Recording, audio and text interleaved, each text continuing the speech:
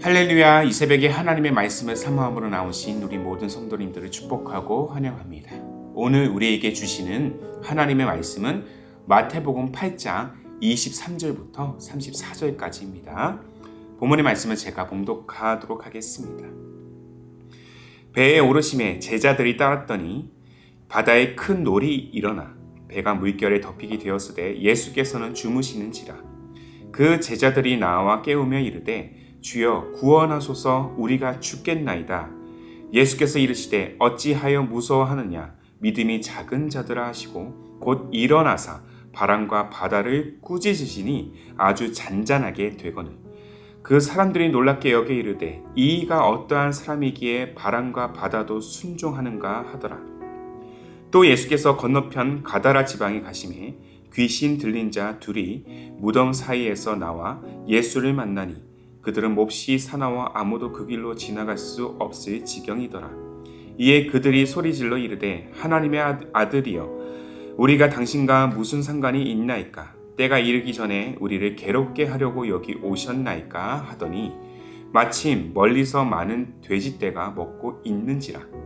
귀신들이 예수께 간구하여 이르되 만일 우리를 쫓아내시려면 돼지떼에 들여보내주소서 하니 그들에게 가라 하시니 귀신들이 나와서 돼지에게로 들어가는지라.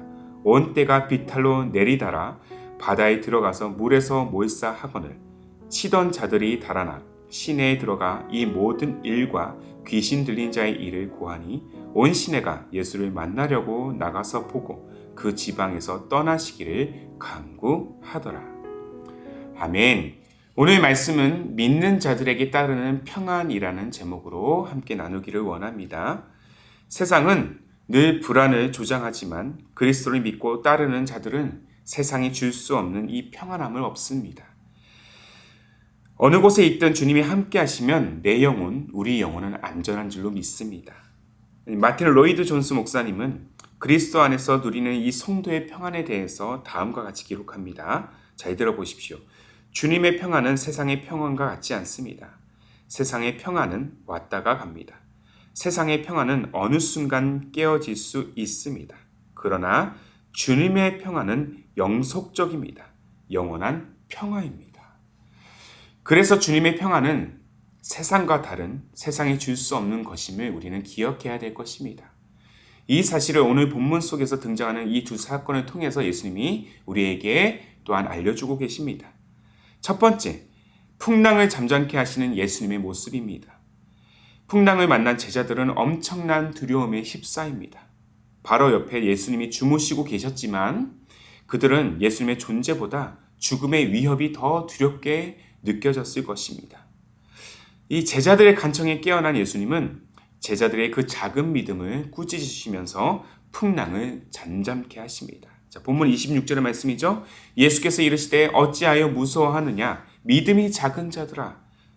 곧 일어나 바람과 바다를 꾸짖으시니 아주 잔잔하게 되거늘. 둘째, 예수님이 이어 건너편 마을에서 이 귀신 들린 자 2명과 마주하는 또한 사건입니다. 예수님을 만난 이 귀신은 두려워 떨면서 소리를 지르며 당신과 나와 무슨 상관이 있냐며 묻습니다. 차라리 돼지떼에 들여보내달라고 간청하게 되죠. 예수님은 그의 요구대로 귀신을 돼지떼로 몰아내십니다. 자, 본문 32절의 말씀이에요.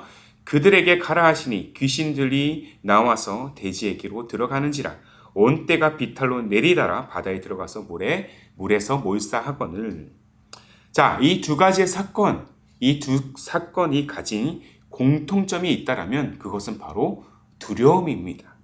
상황과 죽음에 대한 두려움이 그들에게 지금 엄습하고 있다는 것이죠. 더군다나 예수님과 동행하고 마주하는 그 자리에서 그 두려움이 또한 생생하게 드러나고 있습니다. 물론 이 두려움의 근원은 각기 달라요. 각자가 다르다는 것이죠. 제자들은 죽음에 대해서, 귀신은 예수님 자체를 두려워했습니다. 풍랑을 마주한 제자들은 우리들이 죽게 생겼으니 주님 구원해 주십시오라고 지금 부르짖고 있는 것이죠. 또한 예수님의 마주한 귀신들은 자신들을 괴롭게 하려고 여기까지 왔냐면서 방어태세를 갖추고 있습니다.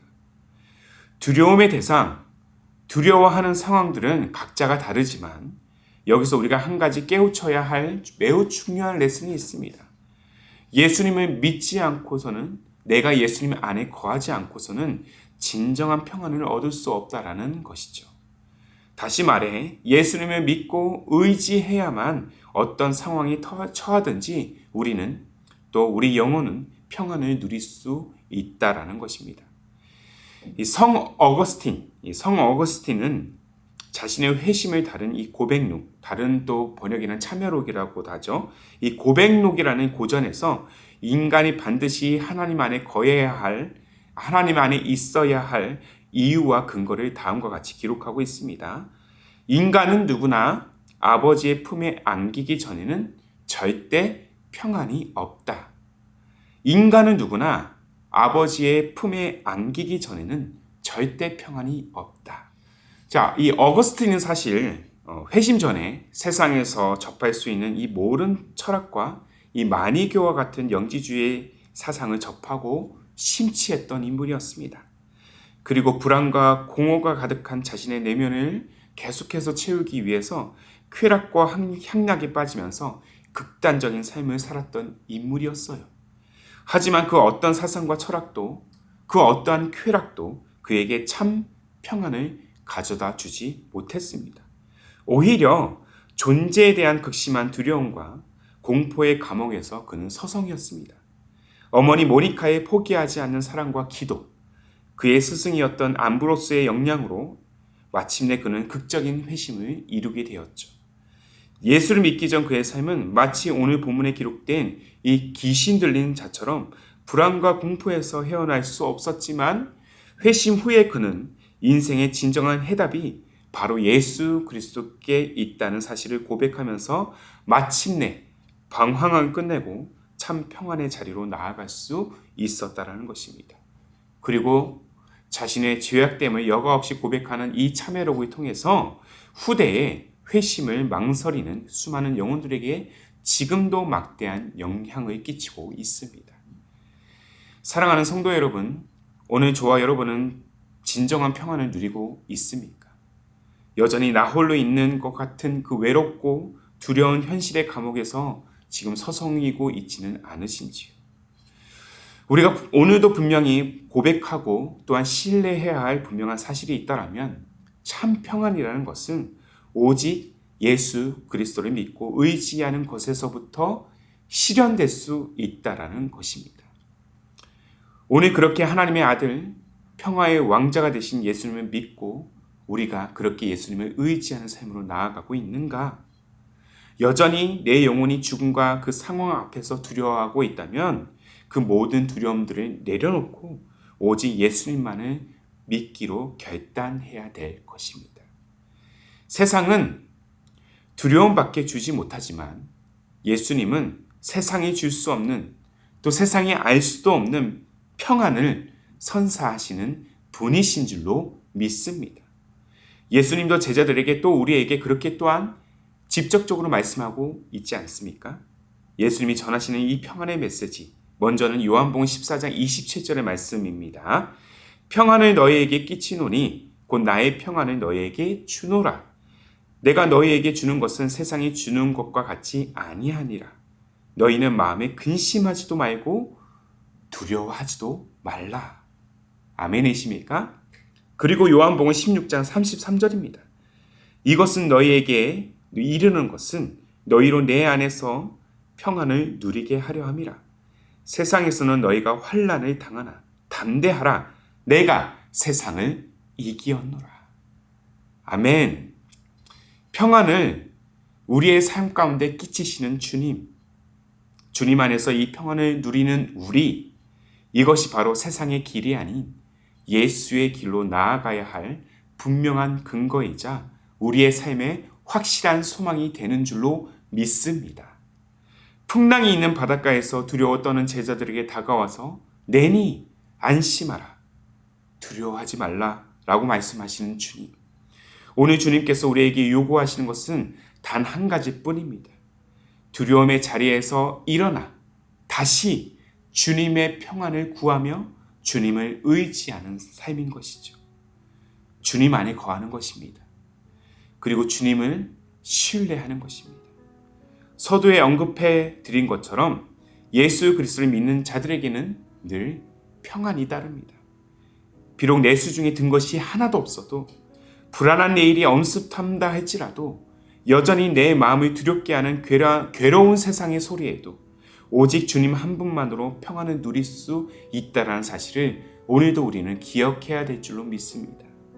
그러므로 오늘 우리의 기도는 주님의 평안을 구하는 큰 믿음의 고백이 되어야 할 것입니다. 오늘을 사는 우리는 세상이 줄 수 없는 참된 평안을 누리는 하루가 될 것입니다. 믿는 자들에게는 반드시 평안이 따릅니다. 어제도 계셨고 오늘도 계시며 영원토록 함께 하실 주님을 우리가 신뢰한다면 말이죠. 그렇게 우리 모두가 주님을 온전히 신뢰하면서 두려움이 가득한 이 세상 속에서도 주께서 선사하시는 참 평안을 누리는 우리 모두가 되기를 주님의 이름으로 축복합니다. 아멘. 함께 기도하겠습니다. 우리 인생의 참 평안이 되시는 주님, 주님이 계시기에 불안의 파도가 엄습하는 세상 한가운데서도 우리의 영혼은 안전함을 고백합니다. 그러나 때때로 우리의 인생의 길목마다 주님을 신뢰하기보다 우리 자신을 더 신뢰했던 연약함 또한 있음을 고백합니다. 주님을 떠나서는 우리의 영혼이 아무것도 아님을, 아무것도 할 수 없음을 고백하는 우리의 기도가 되게 하옵소서. 참 평안을 선사하시는 하나님, 날마다 우리 인생이, 우리의 가정이, 우리의 자녀들이 주님 안에 거함으로 참 평안을 누리는 인생이 되게 하여 주시고, 그로 말미암아 불안과 염려를 넘어 끝까지 포기하지 않는 굳건한 믿음으로 서게 하여 주옵소서.